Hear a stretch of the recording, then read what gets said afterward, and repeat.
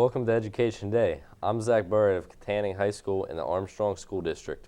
Today we are going to talk about issues that every student, school, staff, and faculty at every level has to deal with and be properly prepared for. As educators, our main concern and objective is to ensure a safe and structured learning environment for our students. Outside of the obvious is bullying, which can occur in a variety of different ways. There are also a variety of different issues that any given student may be dealing with. This has become an increasingly important issue, especially at the middle and high school levels, but that can affect people at any point in their lives. To educate us tonight, we will be discussing a number of different topics related to these very concerns. We have brought in one guest to discuss these issues. Welcome to Education Today.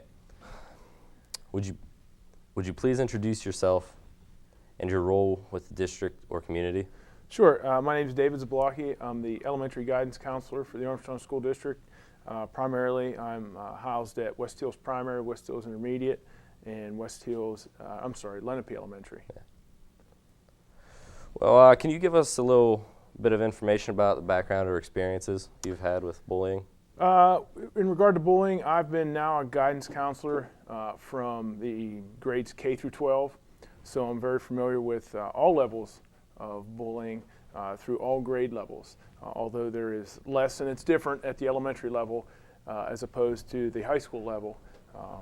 Those are my experiences, so I've had an opportunity to deal with all age groups. Bullying has been an issue, but what has made it get to the point that it is at now? I think bullying's been around, like you mentioned, for a long time.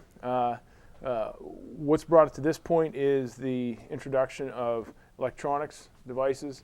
It used to be, in my day and age, which wasn't that long ago, I graduated in 1990.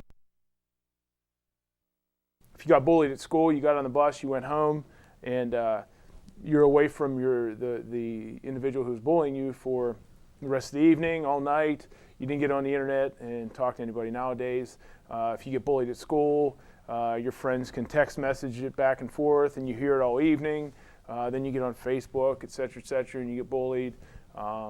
It's a 24/7 issue now, as opposed to maybe 6.5 or 7 hours, or for 30 minutes on the playground while you saw your friend. Yeah, definitely adding the internet's definitely probably increases the bullying. Absolutely. What distinguishes bullying from other behaviors? In other words, what makes bullying bullying? Currently, in talking with some of my friends who are state troopers as well as district magistrates, the bullying becomes bullying whenever it's persistent and it happens consistently over a period of time. Throughout the course of my career, also not only as an educator but also as a student, I got called names. Like many of the viewers, I'm sure, and they were isolated incidents. Maybe they happened a couple days in a row. But over a period of time, when it consistently happens day after day after day, and reaches a point to which it affects an individual emotionally, mentally, that's where it reaches the point of bullying. Yes, definitely. There are many forms or types of bullying. Can you discuss these different forms? Oh, sure. There could be physical bullying, mental bullying, using social media. I guess you could call it harassment, or a lot of instances like we just recently saw with the football players bullying in locker rooms, in various stages and different ways. In your opinion, why do some students bully other students? Oh, there are various reasons. Probably one of the biggest reasons that I've encountered students bullying other students, they feel insecure about themselves. Typically, that makes them feel better or about themselves, or in some instances, they've been bullied, so they think, well, since I've been bullied, I'm going to carry it on. And they just continue to perpetuate the problem by doing so. To go along with that, let's take a look at this from another perspective. What are common causes of some bullying someone else? Common causes, I would have to say that one of the biggest common cause, just like I'd mentioned earlier, was I got bullied, so I feel like I should pass that along. or my older brother or older sibling does this to me, and maybe that's why I pass it along to the next person or bully the next person. A lot of times the insecurities of people, they don't feel confident in themselves, and they feel maybe they get a joke or a rise out of their friends by bullying someone else, and they don't really concern themselves with the emotions of those people that they're bullying. Sometimes peer pressure can lead to bullying. So, Like, do you think like having like older siblings kind of helps though? on occasions, yes. Sometimes older siblings do help, depending on how those older siblings conduct themselves. If those older siblings don't conduct themselves in a very good manner, the younger siblings will see how they're behaving and sometimes behave in that manner, or vice versa. If the older sibling has poor behavior, bullies people, and the proper channels are directed to that individual, and that person gets disciplined for the bullying, hopefully the younger sibling learns and says, I really don't want to go down that road. Oh yeah. I try to be a good role model for my sisters, so they don't like do any of that. Great. But Great. Generally, what are some characteristics or behaviors you might see from someone being bullied? Withdrawn, crying. I know at the elementary level, typically those two things, the crying comes out right away. At the junior high level, whenever I saw bullying, the crying didn't come out right away so much in the classroom. Sometimes it wasn't as noticeable. But oftentimes, once they got into my office at the junior high level and the senior high level, the crying would come out. You'd see changing grades, change in demeanor altogether, and I think that's why educators are so important. And they know their students very well. They get to see them throughout the course of the day, and they can tell when they're having a good day and when they're having a bad day. Students have ways of calling for help even though it may not seem to others or even themselves that this is the case. What are some of the warning signs that something may be off? Some of the warning signs, they just totally change their group of friends. That's something that's a major indicator. They start dressing differently. They're just becoming more withdrawn from their friends. Sometimes parents will call in and say, hey, I've noticed this. Is there anything going on at school? And we as educators can pay a closer attention to it. What can someone do to help someone who is being bullied? Step in. Step in. If you see it happening, certainly by all means, stepping in. Fine example, last week at the elementary level, one young lady was putting another girl down for what she was wearing. And the girl finally spoke up. She spoke up for herself. Be confident. She was confident enough in herself that she spoke up, and the three other girls also spoke up next to her. If you see someone speaking up against a bully, by all means, stand next to them. I'm not saying create a fight. I'm not saying be confrontational, but let them know that it's not right. Let them know it's not appropriate. I definitely shouldn't let that go on. Absolutely. When should you get outside help for the victim of bullying? The answer to that's different for each individual. Depends on how willing to work with the family. The family's willing to work with me.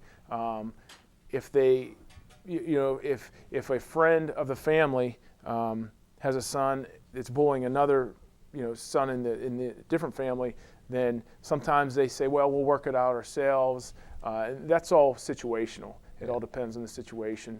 A lot of times, if you get to the extreme cases, then immediately we try to get involved with the mental health liaison and get things moving in the right direction. Oh yeah. Is there anything else related to these topics you feel we should discuss at this point? Nothing out of the ordinary. Just bullying has really taken the forefront of our education world. It's very difficult. It's a difficult situation to actually come to school and learn if you're being bullied. That's just one thing that's very important that people need to know. Something else on your mind other than just Absolutely. the school? Absolutely. Bullying can be a huge issue if not dealt with properly. Let's talk about the consequences of bullying. There are a wide range of different effects it can have on the victims. Mm-hmm. What are some of those? It can have long-term effects.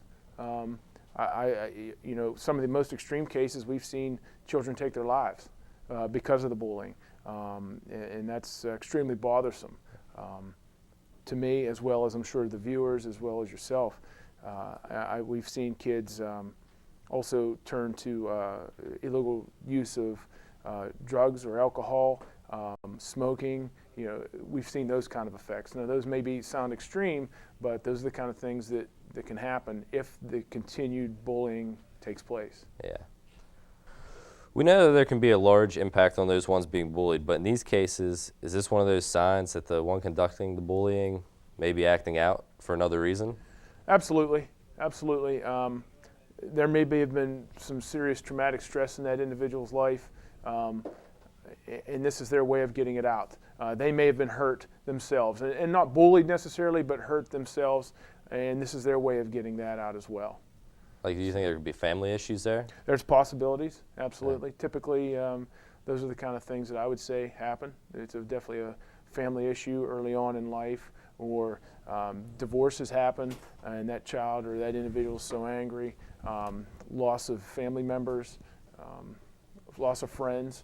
Those are the kind of things that may create or stir up emotions enough for someone to bully. I'm not saying that's the end-all be-all reason or the sole reason for it, but it's a possibility. Yeah, that could have a huge impact on someone's life. Yeah. What, if any, effect does this have on the one who's doing the bullying? I think it has an effect, hopefully, the one who's actually doing the bullying. Not only do you want to get help for the person who is being bullied, but this may also shed some light on the individual who is perpetrating, in this case, and who is the bully. You may be able to get them some help as well, because in a crazy way, they're reaching out. They're really reaching out, just they're not showing their emotions very positively by doing the bullying. Yeah.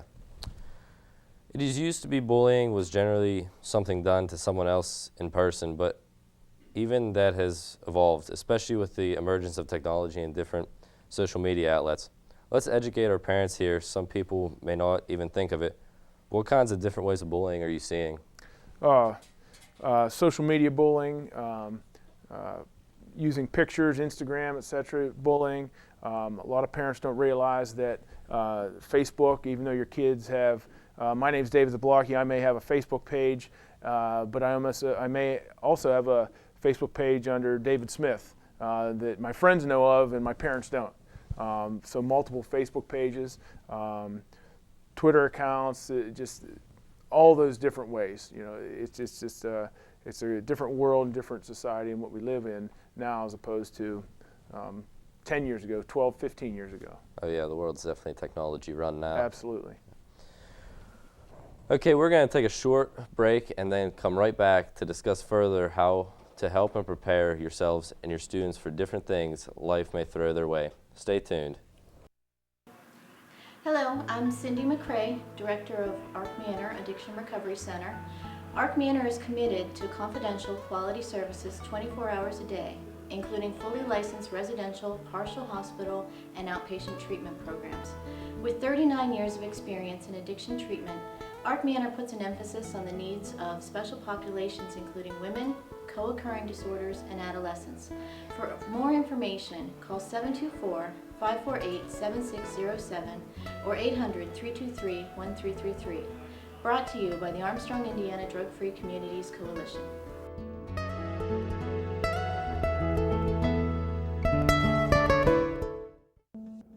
Before I came to IUP, I had no idea what college would be like or what role I would play or where I'd be in the future. But when I came to IUP, everything changed. I met people who really made me feel like I belonged. I had great classes at a great nationally ranked university. Hi, my name is Megan Miller. I'm a fine arts major, and this is my university.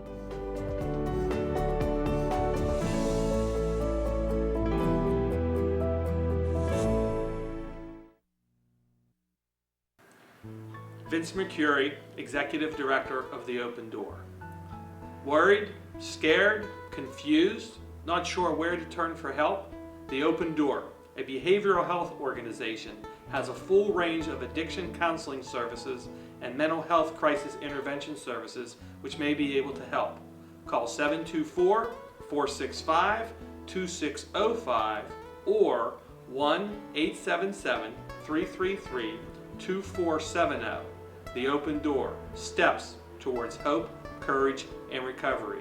Brought to you by the Armstrong, Indiana Drug-Free Communities Coalition.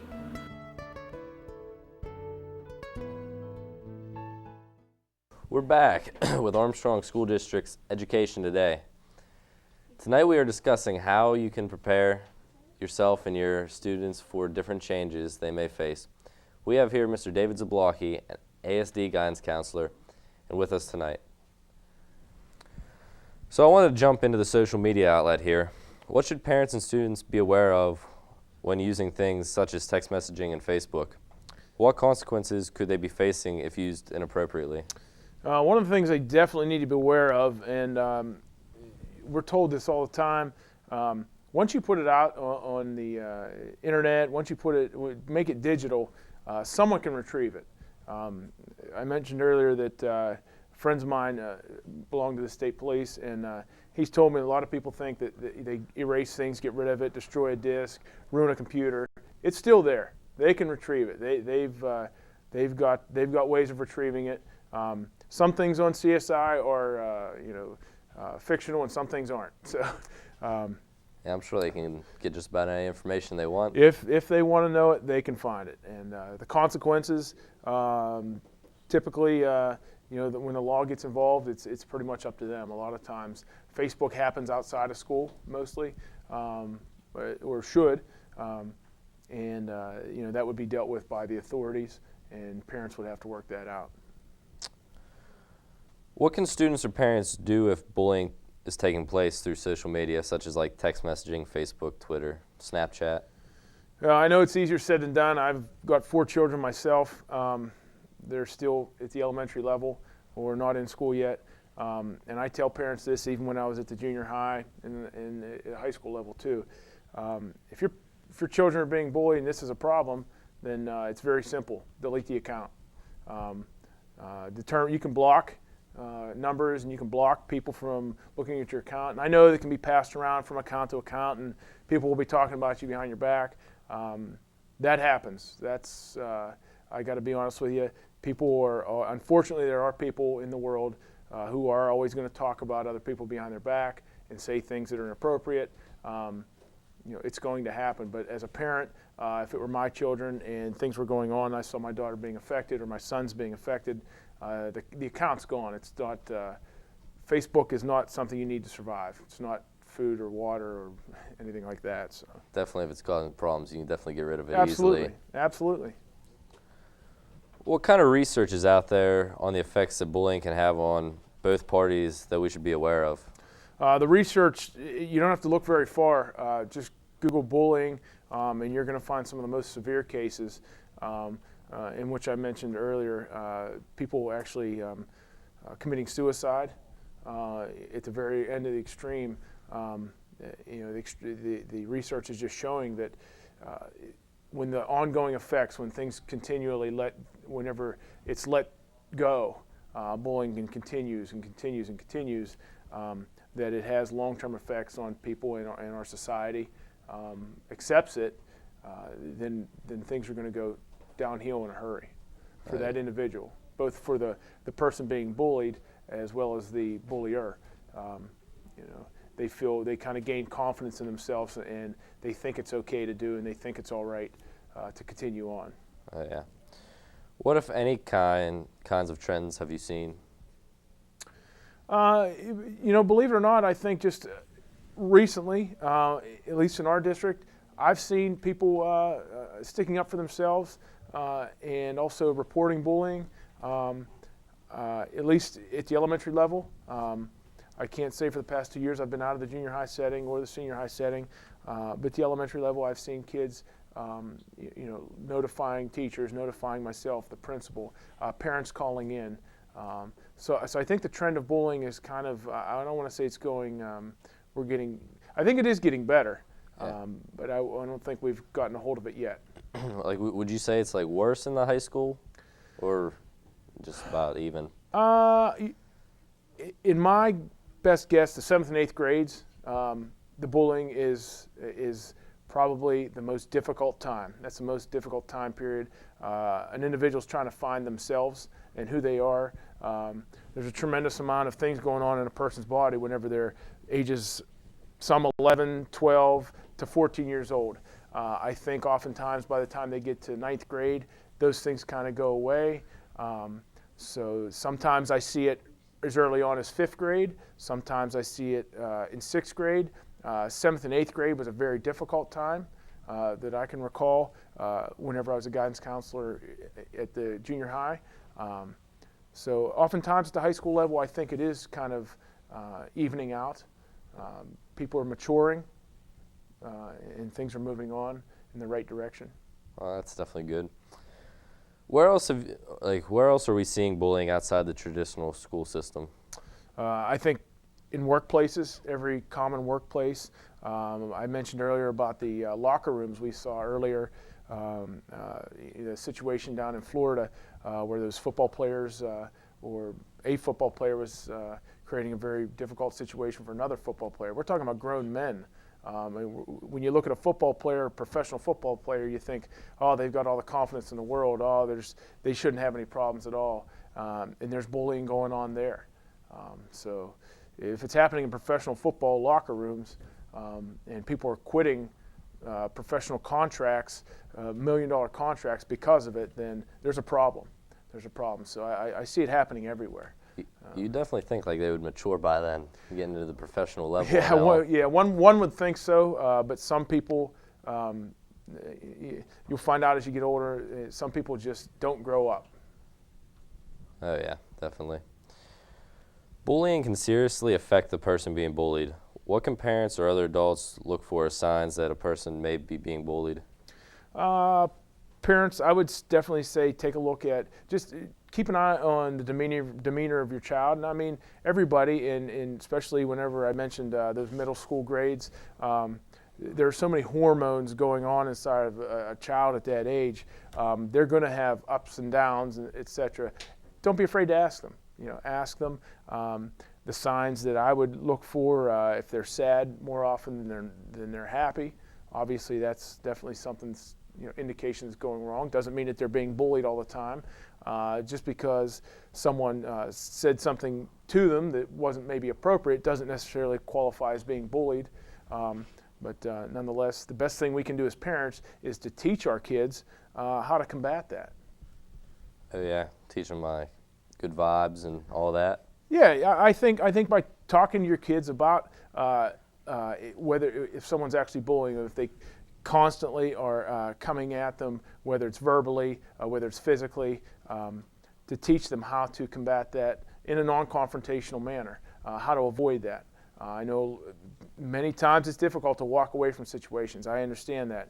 It's easier said than done, especially as an older adult. It wasn't that long ago, I remember it being in high school myself, and I got bullied, and eventually it went away. But then again, that was back whenever there was no social media and anything like that. I just talked to my mom about it, and she just told me to stay away from the individual, and that was it. So I think communication between parents and their kids is vital, and also parents, it's good to notify the school and let them know if you feel if you feel as though bullying is taking place. But the indicators are definitely just pay attention to a change in your child, what they're wearing, who they're hanging out with, what they're doing, places they want to go, things they want to do, those kind of things. What should a parent do if they believe their child is being bullied?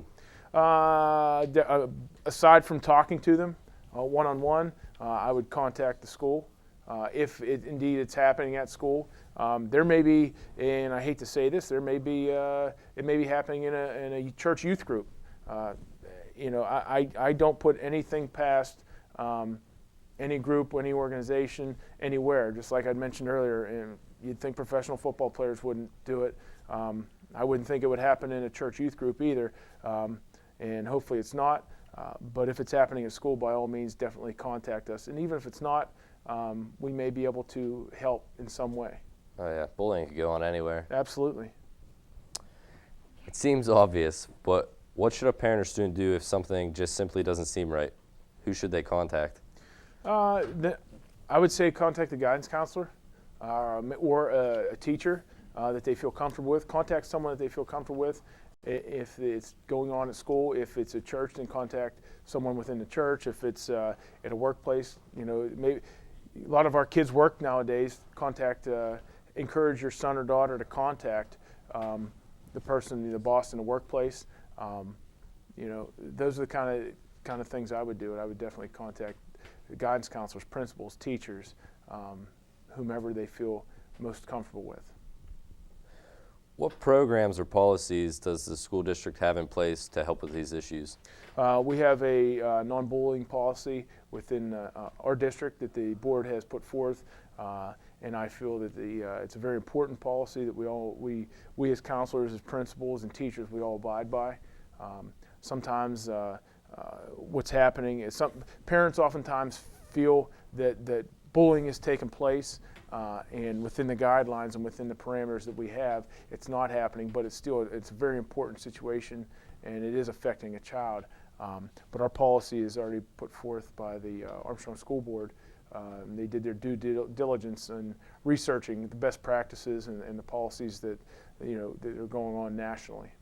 Like, do you think since they've put this policy in place, do you think it's kind of like cut back the bullying a little bit? I would say so. It gave us some ground to work with. It gave us a stage, a platform to use to talk to kids and parents about the bullying that is taking place. And now that we have a policy, the person that's doing the bullying, we have some ways to get them disciplined, etc., or get some help. Is there anything else you'd like to add for the benefit of our viewers? I would just like to add that I don't think bullying is ever going to go away. It's not going to go away. In a perfect society, it may. Unfortunately, we don't live in a perfect society. I think as parents, you need to talk to your kids as often and as much as possible. And I get it, they don't want to talk to you. I have an 11-year-old daughter. Sometimes she has no desire to talk to me. And as she gets older, she may talk to me less, but I guess I just nag her, and some days she does want to talk to me, so I kind of relish those good days and talk to her, and my sons as well. Talk to them and listen to them. No, don't do so much talking. Listen to them, pay attention to them. We have very bright kids in our district. Your child is very bright. They'll tell you. They may not verbally tell you, but they will tell you by their body language. They may tell you. You just may overhear them talking to a friend. We have smart kids. Listen to them and trust them, and pay attention to them. Well, that's our show for today. Our thanks go out to Mr. David Zablocki for taking time to talk to us about this very important issue. I'd like to also thank our TV production students of Katanning High School, led by their teacher, Mr. Don Swanson. They were our film crew today. As always, DVD copies of this Education Day programming may be requested by contacting Chris Garetano, ASD's multimedia technician. Please join us again next week for another look at the Armstrong School District. Visit our website for updated information about the district, and have a great week.